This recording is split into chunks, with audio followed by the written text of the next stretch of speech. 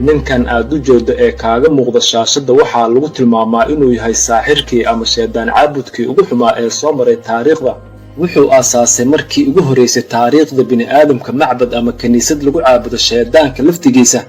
wuxuuna markii ugu horraysay uu alifay kitaab uu ugu magacdaray kitaabkii injiilkii shaydaanka. ninkani wuxuu ahaa mid afduuban jiray oo dili jiray ilmaha yaryar ee dhallaanka ah ee markaas ka baxay umusha, si uu markaasi uu dhiiggooda uga dhigto qurbaan uu ugu dhowaado shaydaanka uu caabudo isaga. wuxuu aaminsanaa ninkan sideedaba nolosha inay tahay ifcal maa tashaa wa kayfa maa tashaa, waxaad doonto samee, sidaa doontana u samee. waxaa la sheegaa markuu dhintay kadib ninkan inay wada geeriyoodeen dhammaan dhakhaatiirtii daaweyn jirtay, isagoona dhakhtarkii ugu dambeeyey ee daaweynayay uu dhintay 24 saac kadib geeridiisii. haddaba ninkani aad u jeedo waa kuma? This is the story of Aleister Crowley.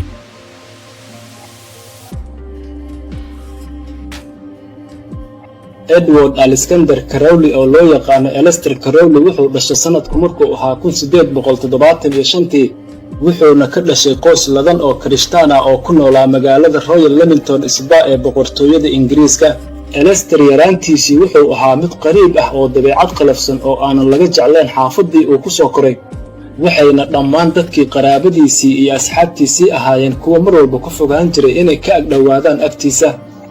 sababtuna waxay ahayd inuu Aleister sidiisaba uu ahaa mid ka samaysnaa mashaakil iyo dhibaato uu u geysan jiray dadka asxaabtiisa iyo qaraabadiisa, iyadoona runtii qof walba oo ka agdhowaa uu sii ogaa uuna sii saadaalin karo mustaqbalka dambe ee wiilkan inuu noqon doono bahal weyn oo majixinjixo ah. ficilo iyo dhaqan xumo badan oo lagu arkay kadib waxay Aleister Crowley waalidkiisii ay go'aansadeen inay geeyaan dugsi lagu barto tacaalinta diinta Kirishtaanka, si uu bal markaas uu dhaqan ahaan iyo dabci ahaan uu u noqdo mid xasiloon oo degan. balse runtii waxaa dhacday mid taas ka duwan oo wuxuu noqday mid colaad baahsan kula kacay dhammaan dadkii wax ka baranayay kiniisaddii uu wax ka baranayay, isagoo xitaa aanan ka reebin inuu aflagaadeeyo dhammaan macallimiintii kiniisadda iyo baadarigooda. wuxuuna ahaa mid yasmo iyo jees-jees u geysanaya tacaaliimta diinta Kirishtaanka ee ku saabsan akhlaaqda wanaagsan iyo jiritaanka Rabbi. ugu dambayntii maalin maalmaha ka mid ah ayaa waxaa kansarka carabka gala u geeriyooday Edward Alexander Crowley aabihiisa, wuxuuna dabcan Aleister Crowley aabihiisii ka dhaxlay hanti lagu qiyaaso 3 meelood meel iyo bar ka mid ah hantidii aabihiis, balse muddo aan badnayn kadib wuxuu baabi'iyey uu ku tuntay dhammaan hantidii iyo lacagtii uu ka dhaxlay aabihiis, isagoona cishihii ahaa mid taajir ah subaxiina noqday mid isku beddelay faqiir aanan wax badan haysan. geeridii aabihiis kadib wuxuu dareemay inuu maanta kadib uu isagu xor u yahay go'aamada noloshiisa uu qaadan lahaa, wuxuuna go'aansaday inuu barto culuumta ku saabsan cilmiga nafsiga iyo luuqadda Ingiriiska, isagoona si degdeg ah ugu biiray isla waqtigaas jaamacadda Cambridge sanadku markuu ahaa 1896. markuu dhammaystay waxbarashadii jaamacaddiisa ayuu wuxuu intaas kadib uu qaatay go'aankii ugu xumaa noloshiisa, wuxuuna go'aansaday uu u bareeray inuu barto sixirka iyo shacwadada nooc walba uu ahaado, iyo inuu la xiriiro caalamka kale ee loo yaqaano caalamka jinka iyo shayaadiinta. hadafka koowaad uu lahaa ninkan ayaa waxay ahayd inuu noqdo qofkii ugu horreeyey ee ebed si toos ah ula kulma shaydaanka si weji ka weji ah, isagoona saldhigtay markii ugu horraysay qasri weyn uu lahaa aabihiis si uu halkaas ugu barto waxyaabaha ku saabsan sixirka iyo soo xaadirinta shayaadiinta, iyo inuu ku sameeyo waxyaabo uu qurbaan uga dhigo shayaadiinta sida isagoo isticmaalaya bisadaha madmadow iyo eeyaha, iyo weliba isaga oo aad ugu samaynaya meeshaas faaxisho tii u dambaysay iyo galmo nooc walba oo jinsi ah. sanadku markuu ahaa 1898 wuxuu ku biiray mid ka mid ah kooxaha ugu khatarta badan kooxaha sirta ah ee shaydaan caabudka oo markaas ka dhisnayd boqortooyada Ingiriiska oo la oran jiray The Golden Dawn. ayuu wuxuu Aleister Crowley ugu biiray kooxdaas maadaama ay ahayd kooxdii ugu khatarsaneed dhanka sixirka madow iyo soo xaadirinta shayaadiinta,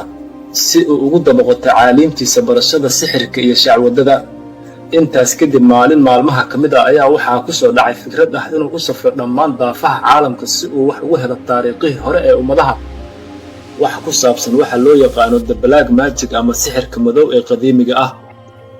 safarkiisii ugu horreeyay wuxuu u kacay dalka Algeria ama Jazaa'ir sanadku markuu ahaa 1909, isagoo markaasna safarkiisii hore u sii kaxaystay koox yar oo saaxiriin ah iyo mid ka mid ah ardadiisii oo la oran jiray Victor Niobol. haddaba markuu Aleister imaaday dalka Algeria isla markiiba wuxuu qabtay meel ka mid ah saxaraha weyn ee Algeria, meeshaas oo lagu tilmaamay inay ahayd magaalo qadiimi ah oo cabsi iyo argagax badan, oo sidoo kalena lagu sheegi jiray inay caan ku ahayd sixirka iyo shacwadada saaxiriinta iyo jinka. Si dhaba looma oga ilaa iyo hadda sababta uu ku doortay Aleister Crowley magaaladaas qadiimiga ee ku taala bartamaha saxaraha weyn ee Algeria, balse waxaa loo badiyaa inuu u tagay inuu ka helo raadadkii hore ee ku saabsanaa sixirka madow,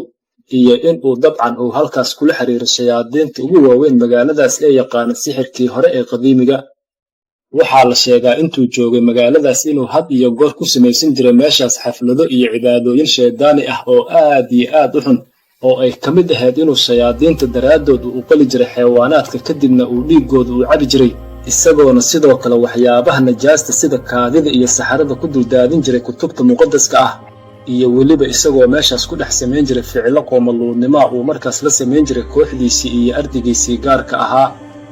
wuxuu aaminsanaa Aleister in carsiga ugu weyn Ibliis uu ku yaalay magaaladan qadiimiga ee la yidhaahdo Sifa, waxaana la sheegaa dadkii ugu horreeyey ee gala magaaladan qadiimiga inay ahaayeen Aleister Crowley iyo kooxdiisa, balse arrinta ugu yaabka iyo cabsida badan ayaa waxay ahayd in qof walba oo ka mid ahaa kooxdiisa ee gashay magaaladan uu noqday mid dhintay iyo mid la waayey, ilaa Aleister Crowley qudhiisa mooye. safarkiisii Algeria kadib wuxuu u kacay dalka Masar oo ahaa meel uu ku tabayay inuu ka heli doono raadad badan oo sixirkii hore ee faraaciinta ah, isagoona markuu Masar imaaday uu ahaa mid u dhexeeyay qabuurayaasha ku yaala bannaanada iyo macbadyadii hore ee faraaciinta. wuxuu bilaabay mar kale inuu Masar ku sameeyo xafladihiisii shaydaaniga ahaa ee ugu dhowaan jiray Ibliis, isagoona qamri, daroogo, qoomaluudnimo iyo isagoo la galmoonaya xitaa dad iyo xayawaanaadba kuu doono.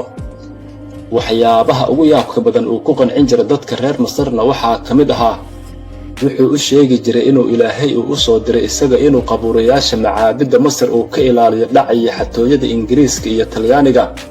iyo isagoo sidoo kalena u sheegi jiray inuu ilaalo uu ka yahay culumtii hore ee sixirkii faraacinada iyo kunuustoodii qarsooneed.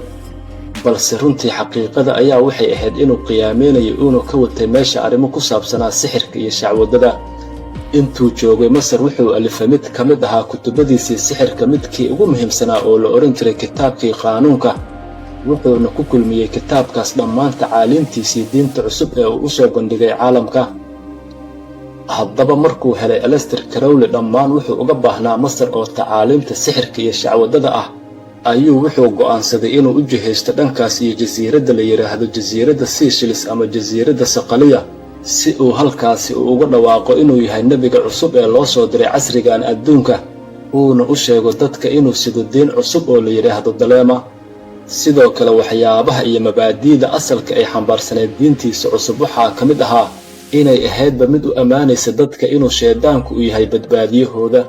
balse halka xaqiiqada dhabta ay ahayd in diintaas cusub ay ka duwaneyd dhammaan diimaha kale ee adduunka. waxay ahayd mid aan lahayn wax salaad ah iyo wax saka ah iyo wax sadaqo ah, iyo weliba waxay ahayd mid aan lahayn waxyaabaha kale ee kheyraadka ah, iska daa in ay lahaataba waxyaabaha kheyraadka ah, bal waxayba ahaydba mid dadka faraysa inay waxay doonaan ay sameeyaan, siday doonaanna u sameeyaan. ifcal maa tashaa wa kayfa maa tashaa. dhanka kale haddiiba uu tagay Aleister Crowley waddan kale maxaad ka sugaysay? wuxuu sameeyey isla wixii uu ku soo sameeyey Masar iyo Algeria. wuxuu sameeyey wax walba oo xun oo niyadaada ku soo dhici kara oo muqaadaraad iyo fisqi ah, iyo inuu ahaa mid ku dhex dhiganaya jasiiraddaas xafladaha shaydaaniga ee lagu dhigto meelaha mugdiga ah. heer waxay gaareen xayawaanaadka ay qurbaanka ugu dhigi jireen shaydaanka ay u beddeleen bini'aadan nool, sida in ay carruurta yaryar ay ka dhigtaan qurbaan ay ugu dhowaadaan shayaadiinta iyagoo ku xafladeynaya cabidda dhiiggooda. runtii waxyaabaha uu samayn jiray ninkan haddaan isku dayo inaan wada sheego waa kuwa qaarkood aanan afkayga ka sheegi karin, balse BBC-da oo mar ka hadasha waxay ku tilmaamtay ninkan inuu ahaa shaydaankii ugu weynaa ee soo maray taariikhda casrigan. haddaba markay badatay riboodyada carruurta la waayay ee loo gudbiyey ciidamada booliska, isla markiiba Aleister Crowley wuxuu go'aansaday inuu si degdega uu kaga tago jasiiradda, balse nasiib xumo kitaabkii uu kaga tegay jasiiradda ayaa wuxuu noqday mid ku dhex baahay dadka oo wuxuuba helay shacbiyad badan oo diintiisii raacday, waxayna dadkii ku qancay diintiisii shaydaaniga ee u bixiyeen magacyo kala duwan oo uu ka mid ahaa sidii wiilkii shaydaanka, qadiimkii shaydaanka, nebigii Ibliiska,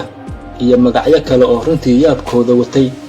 ugu dambayntii Aleister Crowley wuxuu geeriyooday sanadku markuu ahaa 1944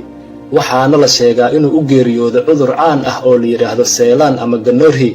kaasoo ka dhasha fisqiga, qoomaluudnimada, galmada badan ee xaaraanta ah iyo u tagista xayawaanaadka iyo wixii la midka ah. mideeda kale ninkan intuu noolaa weligii iyaalihii iskuma dayin inuu guursado marna, balse fisqigiisa oo badnaa daraaddeed wuxuu dunida kaga tagay carruur badan oo qaarkood aanan la aqoonin, halka qaarka kalena ay noqdeen kuwa geeriyooday. mawduucina maantana intaas ayuu ku egyahay. wassalaamu calaykum. haddaad ka heshay muuqaalka keliya leegta saar muuqaalka, sabskareebkana wuxuu ku xiran yahay hal mar aad farta saarto batonka.